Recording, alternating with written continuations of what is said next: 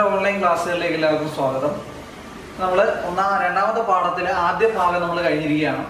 അപ്പോൾ അടുത്ത ഭാഗത്തിലേക്ക് നമുക്ക് നോക്കാം. അപ്പോൾ ഇന്ന് നമ്മൾ ആദ്യമായിട്ട് പഠിക്കാൻ പോകുന്ന രണ്ട് കാര്യങ്ങൾ റെഗുലർ റിഫ്ലക്ഷനും ഡിഫ്യൂസ് റിഫ്ലക്ഷനുമാണ്.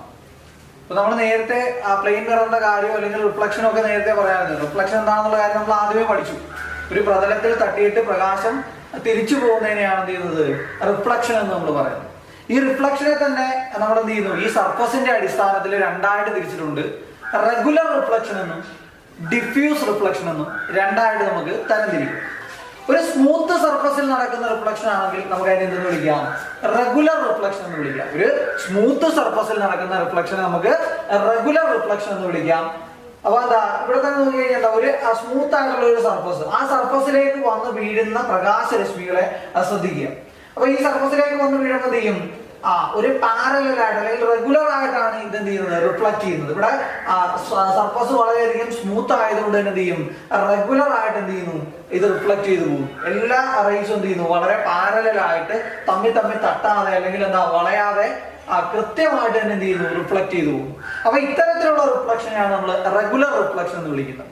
സ്മൂത്ത് സർഫസ് ആയിട്ടുള്ള മിറർ കണ്ണാടികളിലും അതുപോലെ തന്നെ എന്താ നമ്മുടെ സ്റ്റീൽ പ്ലേറ്റുകളില് അതുപോലെ തന്നെ സ്മൂത്ത് ആയിട്ടുള്ള തറകളിലൊക്കെ നടക്കുന്ന റിഫ്ലക്ഷൻ ആണ് എന്ന് പറയുന്നത് റെഗുലർ റിഫ്ലക്ഷൻ എന്ന് പറയുന്നത്. നമുക്ക് നോക്കാം.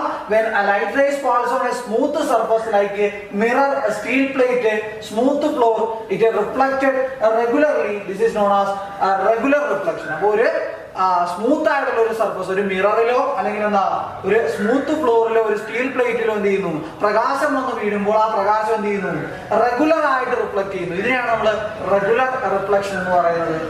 അപ്പോൾ എന്തായിരിക്കും ഡിഫ്യൂസ് റിഫ്ലക്ഷൻ എന്നുള്ളത് നമുക്ക് ഇതിൽ നിന്ന് തന്നെ മനസ്സിലാക്കാം. അതായത് ഒരു ഇറഗുലർ ആയിട്ടുള്ള ഒരു സർഫസ്, ഇതേപോലെ റെഗുലർ അല്ല, ചെറിയ കുണ്ടും കുഴിയൊക്കെ ഈ സർഫസിലുണ്ട്. അപ്പം അങ്ങനെ ഒരു സർഫസ്, ഒരു റഫായിട്ടുള്ള സർഫസിലാണ് പ്രകാശം വന്ന് വീഴുന്നതെങ്കിൽ എന്ത് ചെയ്യും, പാരലായിട്ടൊന്നും പോകത്തില്ല. ചിലത് എന്ത് ചെയ്യും, പിറകിലേക്ക് വളഞ്ഞു പോകും, ചിലത് അങ്ങോട്ട് വളഞ്ഞു പോകും. ഒരു ചിഹ്ന ഭിന്നമായിട്ടുള്ളൊരു റിഫ്ലക്ഷൻ ആയിരിക്കും. പല ഡയറക്ഷനിലേക്കായിരിക്കും എന്ത് ചെയ്യുന്നത്, ലൈറ്റ് റേസ് റിഫ്ലക്ട് ചെയ്യും. അപ്പൊ അത്തരത്തിലുള്ള റിഫ്ലക്ഷൻ, ഒരു റഫായിട്ടുള്ള സർഫസിൽ നടക്കുന്ന റിഫ്ലക്ഷൻ നമുക്ക് എന്ന് വിളിക്കാം ഡിഫ്യൂസ് റിഫ്ലക്ഷൻ എന്ന് വിളിക്കാം. When light rays falls on a rough surface, is reflected irregularly. This is a diffuse reflection. അപ്പം ഒരു റഫായിട്ടുള്ള സർഫസിൽ നടക്കുന്ന റിഫ്ലക്ഷനെയാണ് നമ്മൾ ഡിഫ്യൂസ് റിഫ്ലക്ഷൻ എന്ന് വിളിക്കുന്നത്. പരിക്കനായിട്ടുള്ള ഒരു സർഫസിലേക്ക് പ്രകാശം വന്ന് വീഴുമ്പോൾ എന്ത് ചെയ്യും, പല ദിശകളിലേക്ക് അത് എന്ത് ചെയ്യും, ഈ ലൈറ്റ് റേസ് ചിതറിപ്പോവും. അപ്പൊ അതിനെ നമുക്ക് ഡിഫ്യൂസ് റിഫ്ലക്ഷൻ എന്ന് വിളിക്കാം. സ്മൂത്ത് ആയിട്ടുള്ള ഒരു സർഫസിലേക്ക് പ്രകാശം വന്ന് വീഴുകയാണെങ്കിൽ എന്ത് ചെയ്യും, അത് ഒരേ ഡയറക്ഷനിലേക്ക് തന്നെ റെഗുലർ ആയിട്ട് തന്നെ എന്ത് ചെയ്യും, റിഫ്ലക്ട് ചെയ്യും. അതിനെ നമ്മൾ റെഗുലർ റിഫ്ലക്ഷൻ എന്ന് പറഞ്ഞു. അപ്പം സ്മൂത്ത് ആയിട്ടുള്ള ഒരു സ്റ്റീൽ പ്ലേറ്റ് അല്ലെങ്കിൽ എന്താ ഒരു മിറർ, അങ്ങനെയുള്ള സ്മൂത്ത് ആയിട്ടുള്ള സർഫസിൽ റെഗുലർ റിഫ്ലക്ഷൻ നടക്കും. റഫായിട്ടുള്ള അല്ലെങ്കിൽ കുണ്ടും കുഴിയൊക്കെ ഉള്ള ഈ സർഫസിൽ എന്ത് നടക്കും, ഡിഫ്യൂസ് റിഫ്ലക്ഷൻ ആയിരിക്കും നടക്കുന്നത്. അപ്പൊ റിഫ്ലക്ഷന്റെ ഈ രണ്ട് തരങ്ങൾ നമ്മൾ പഠിച്ചു കഴിഞ്ഞു. റിഫ്ലക്ഷൻ രണ്ട് തരത്തിലുണ്ട്, ഇറഗുലർ റിഫ്ലക്ഷനും ഉണ്ട്, അല്ലെങ്കിൽ ഡിഫ്യൂസ് റിഫ്ലക്ഷനും ഉണ്ട്, റെഗുലർ റിഫ്ലക്ഷനും ഉണ്ട്. അത് നമ്മൾ പഠിച്ചു കഴിഞ്ഞിരിക്കുകയാണ്. സ്മൂത്ത് ആയിട്ടുള്ള സർഫസിൽ റെഗുലർ റിഫ്ലക്ഷൻ, അതുപോലെ തന്നെ എന്താ റഫായിട്ടുള്ള സർഫസിൽ ഡിഫ്യൂസ് റിഫ്ലക്ഷൻ നമ്മൾ പഠിച്ചു കഴിഞ്ഞു. പിന്നീട് നമ്മൾ പറയുന്നത്, നമ്മൾ പ്ലെയിൻ മിററിനെ ഇൻഡിക്കേറ്റ് ചെയ്യുന്ന ഒരു വിധം നമ്മൾ പഠിച്ചു. ഒരു സ്ട്രെയിറ്റ് ലൈൻ വരച്ചിട്ട് അതിന്റെ ഏതെങ്കിലും ഒരു ഭാഗം ഷെയ്ഡ് ചെയ്ത് കഴിഞ്ഞാൽ അതെന്താണ്, പ്ലെയിൻ മിറർ ആണ്, അല്ലെങ്കിൽ പ്ലെയിൻ മിററിനെ ഇൻഡിക്കേറ്റ് ചെയ്യുന്ന വിധമാണ് നമ്മൾ പഠിച്ചു. അടുത്തായിട്ട് നമുക്ക് നോക്കാം കോൺകേവ് മിറർ. മിറർ പഠിപ്പിച്ചപ്പോൾ ഞാനൊരു കാര്യം പറഞ്ഞായിരുന്നു. മിറർ 3 തരത്തിലാണുള്ളത്. പ്ലെയിൻ മിറർ ഉണ്ട്, കോൺകേവ് മിറർ ഉണ്ട്, കോൺവെക്സ് മിറർ ഉണ്ട്. പ്ലെയിൻ മിററിനെ അടയാളപ്പെടുത്തുന്ന ഇൻഡിക്കേറ്റ് ചെയ്യുന്ന രീതി നമ്മൾ പഠിച്ചു. അടുത്തായിട്ട് നമുക്ക് കോൺകേവ് മിററിനെ എങ്ങനെ അടയാളപ്പെടുത്താമെന്ന് നോക്കാം. അല്ലെങ്കിൽ ഡയഗ്രമാറ്റിക് ആയിട്ട് നമ്മൾ റെപ്രസെന്റ് ചെയ്യുന്നത് ഒരു കർവ്ഡ് പോർഷൻ നമ്മൾ വരും. അതായത് ഒരു സർക്കിളിന്റെ ഒരു ഭാഗം, വളഞ്ഞിരിക്കുന്ന ഒരു ഭാഗം നമ്മൾ ഒരു ആർക്ക് പോലെ വരച്ചു വെക്കുന്നു. വരച്ചു വെച്ചതിന് ശേഷം അതിന്റെ പുറം ഭാഗം എന്ത് ചെയ്യുന്നു, ഷെയ്ഡ് ചെയ്യുകയാണെങ്കിൽ അതിന് എന്തായിരിക്കും, കോൺകേവ് മിററായിട്ട് നമുക്ക് രേഖപ്പെടുത്താൻ സാധിക്കും. അപ്പൊ ഇങ്ങനെ ഒരു ഫിഗർ, അതായത് ഒരു സർക്കിളിന്റെ ഒരു ഭാഗത്തിന്റെ പുറം ഭാഗം ഔട്ട്വേർഡ് ഡയറക്ഷൻ അല്ലെങ്കിൽ ഔട്ട്വേർഡ് എന്താ ഷെയ്ഡ് ചെയ്ത് വെച്ചിരിക്കുകയാണെങ്കിൽ അതിനെ നമുക്ക് കോൺകേവ് മിറർ എന്ന് പറയാൻ സാധിക്കും. ഈ കോൺകേവ് മിററിൽ റിഫ്ലക്ഷൻ നടക്കുന്നതാണ് ഈ അകവശത്തായിരിക്കും. ഇതിന്റെ റിഫ്ലക്റ്റിംഗ് സർഫസ് എന്ന് പറയുന്നത് എവിടെ ആയിരിക്കും, അകത്തായിരിക്കും. ഇപ്പൊ പ്ലെയിൻ മിററിൽ നമ്മൾ പറഞ്ഞു ഷെയ്ഡ് ചെയ്തതിന്റെ അപ്പുറ ഭാഗമായിരിക്കും എന്ത് ചെയ്യുന്നത്, അവിടെ ആയിരിക്കും റിഫ്ലക്ഷൻ, ലൈറ്റ് റേസ് ഒക്കെ വന്ന് വീണ് തട്ടി തിരിച്ചു പോകുന്നു.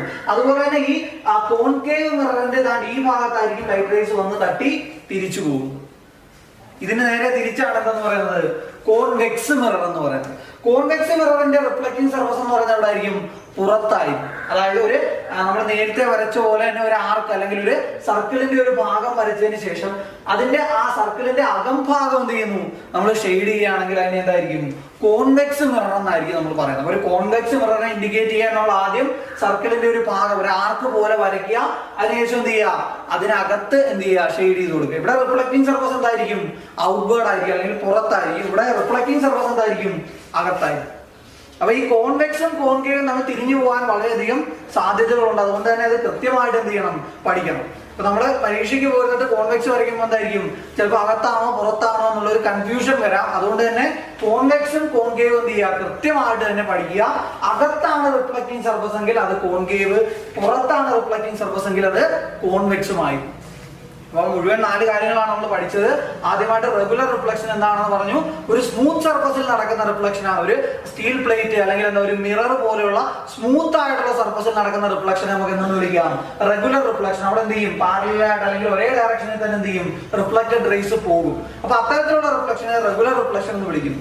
അതേസമയം നിരപ്പല്ലാത്ത ഒരു പ്രതലത്തിൽ ഒരു റഫായിട്ടുള്ള സർഫസിലാണ് പ്രകാശം വന്ന് വീഴുന്നതെങ്കിൽ എന്ത് ചെയ്യും, അത് തട്ടിയതിനു ശേഷം അവിടെ വന്ന് തട്ടിയതിനു ശേഷം എന്ത് ചെയ്യും, ആ ഡയറക്ഷൻ ചേഞ്ച് ചെയ്ത് അല്ലെങ്കിൽ പല രീതിയിൽ എന്ത് ചെയ്യും, പല വശങ്ങളിലേക്ക് അത് റിഫ്ലക്ട് ചെയ്യും. അത്തരത്തിലുള്ള റിഫ്ലക്ഷൻ നമ്മൾ ഡിഫ്യൂസ് റിഫ്ലക്ഷൻ എന്ന് പറഞ്ഞു.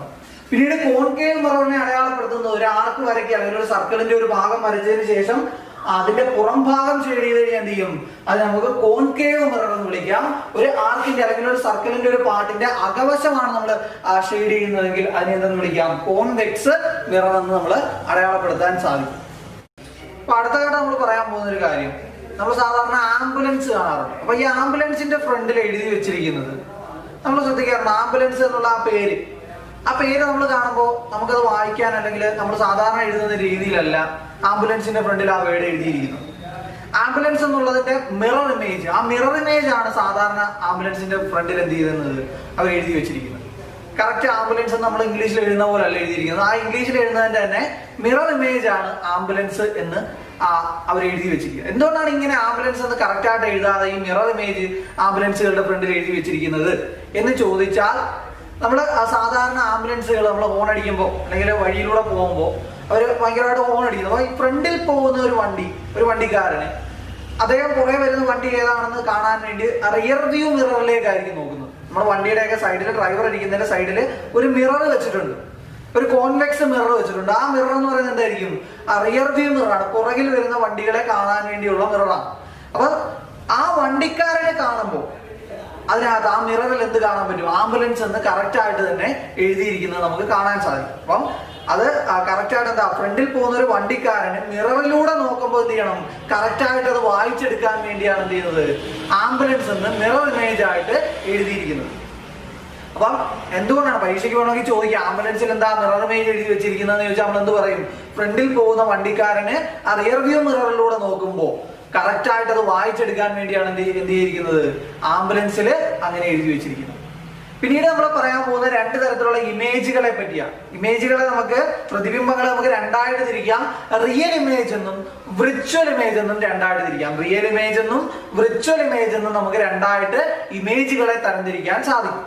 നമുക്കറിയാം, നമ്മൾ കണ്ണാടിയൊക്കെ വെച്ച് എന്ത് ചെയ്യാറുണ്ട്, ആ സൂര്യപ്രകാശത്തിൽ കൊണ്ടുപോയി കണ്ണാടിയൊക്കെ വെക്കുമ്പോൾ ഓരോ ഇമേജുകളൊക്കെ ഇങ്ങനെ നമുക്ക് ചില സമയത്ത് ഫോം ചെയ്തെടുക്കാൻ സാധിക്കും. അപ്പോൾ നമുക്ക് പറയാൻ പറ്റുന്ന ഈ റിയൽ ഇമേജ് എന്താണെന്ന് ചോദിച്ചാൽ നമ്മൾ ഡെഫിനിഷനായിട്ട് പറയുന്ന ഒറ്റ കാര്യമേ ഉള്ളൂ. അതായത് ഒരു സ്ക്രീനിൽ ഒരു മിറർ ഉപയോഗിച്ച് നമുക്കൊരു ഇമേജ്, ഒരു പ്രതിബിംബത്തെ ഏതെങ്കിലും ഒരു സ്ക്രീനിൽ പതിപ്പിക്കാൻ സാധിക്കുമെങ്കിൽ അത്തരത്തിലുള്ള ഇമേജുകളെയാണ് നമ്മൾ റിയൽ ഇമേജ് എന്ന് പറയുന്നത്. അപ്പോൾ ഒരു സ്ക്രീനിൽ പതിപ്പിക്കാൻ സാധിക്കുന്ന ഇമേജിനെയാണ് റിയൽ ഇമേജ് എന്ന് പറയുന്നത്. അപ്പം image formed using A concave mirror. Concave mirror ഉപയോഗിച്ച് നമ്മൾ രൂപപ്പെടുത്തിയെടുക്കുന്ന ഇമേജുകൾ എന്ന് പറയുന്നത് എന്തിന് ഉദാഹരണമായിരിക്കും? റിയൽ ഇമേജിന് ഉദാഹരണമായിരിക്കും. അപ്പം റിയൽ ഇമേജ് എന്ന് വെച്ചാൽ എന്താ?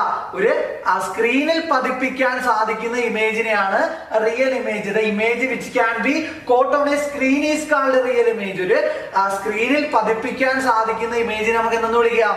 റിയൽ ഇമേജ് എന്ന് വിളിക്കാം. ഒരു കോൺകേവ് മിറർ ഉപയോഗിച്ച് നമ്മൾ ഉണ്ടാക്കിയെടുക്കുന്ന ഇമേജ് എന്ന് പറയുന്നത് എന്തായിരിക്കും? ഒരു റിയൽ ഇമേജ് ആയിരിക്കും. അപ്പം റിയൽ ഇമേജും അതിന് എക്സാമ്പിൾ നമ്മൾ പറഞ്ഞു. ഒരു സ്ക്രീനിൽ പതിപ്പിക്കാൻ സാധിക്കുന്ന ഇമേജിനെ റിയൽ ഇമേജ് എന്ന് വിളിക്കുന്നു. ഒരു കോൺകേവ് മിറർ ഉപയോഗിച്ച് നമ്മൾ രൂപപ്പെടുത്തിയെടുക്കുന്ന ഇമേജ് എന്ന് പറയുന്നത് എന്തിന് ഉദാഹരണമായിരിക്കും? റിയൽ ഇമേജിന് ഉദാഹരണമായിരിക്കും. അടുത്തതായിട്ട് നമുക്ക് നോക്കാം വിർച്വൽ ഇമേജ്.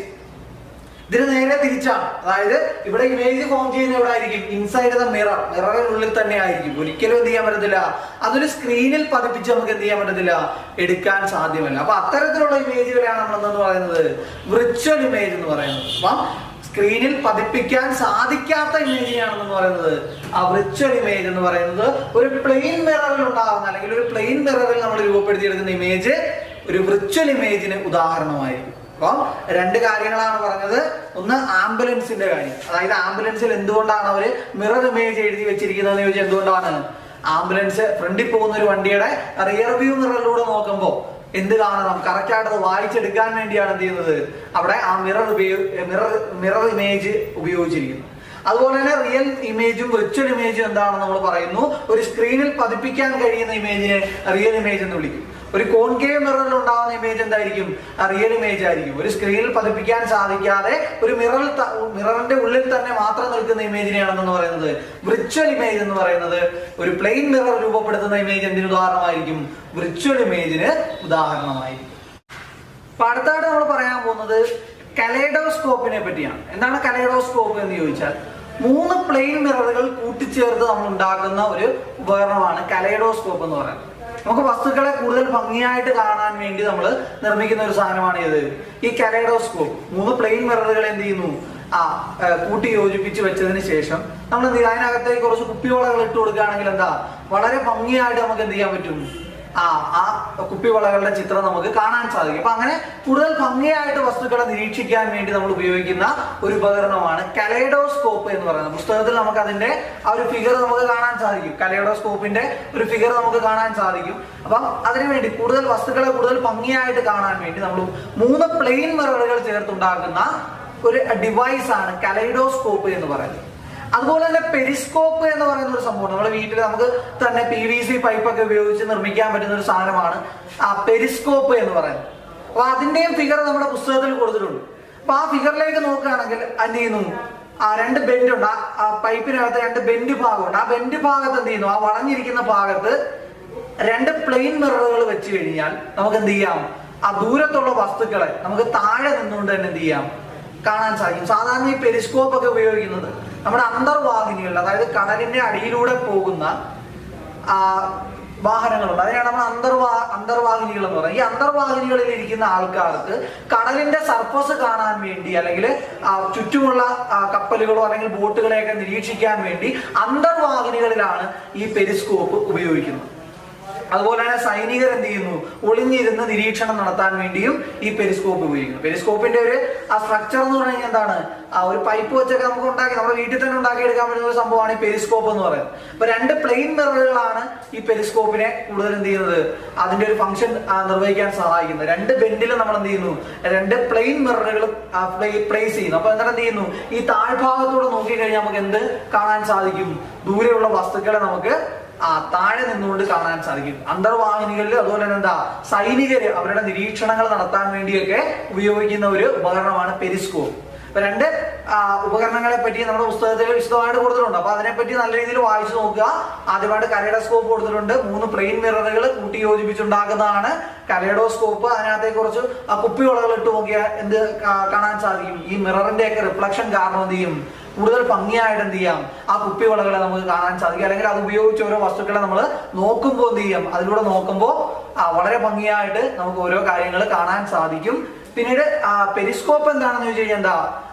ബെൻഡ് ചെയ്ത് വെച്ചിരിക്കുന്ന പൈപ്പ്. ആ ഒരു പൈപ്പിന്റെ സ്ട്രക്ചറിൽ എന്ത് ചെയ്യുന്നു? 2 പ്ലെയിൻ മിററുകൾ നമ്മൾ ഫിക്സ് ചെയ്യുമ്പോൾ എന്ത് ചെയ്യും, നമുക്ക് താഴെ നിന്നുകൊണ്ട് ദൂരെയുള്ള വസ്തുക്കൾ, ഉയരത്തിലുള്ള വസ്തുക്കളൊക്കെ എന്ത് ചെയ്യാം, കാണാൻ സാധിക്കും. ഇത് അന്തർവാഹിനികളിലും അതുപോലെ തന്നെ സൈനിക നിരീക്ഷണത്തിന് വേണ്ടി ഉപയോഗിക്കുന്ന ഒരു ഉപകരണമാണ് പെരിസ്കോപ്പ് എന്ന് പറയുന്നത്.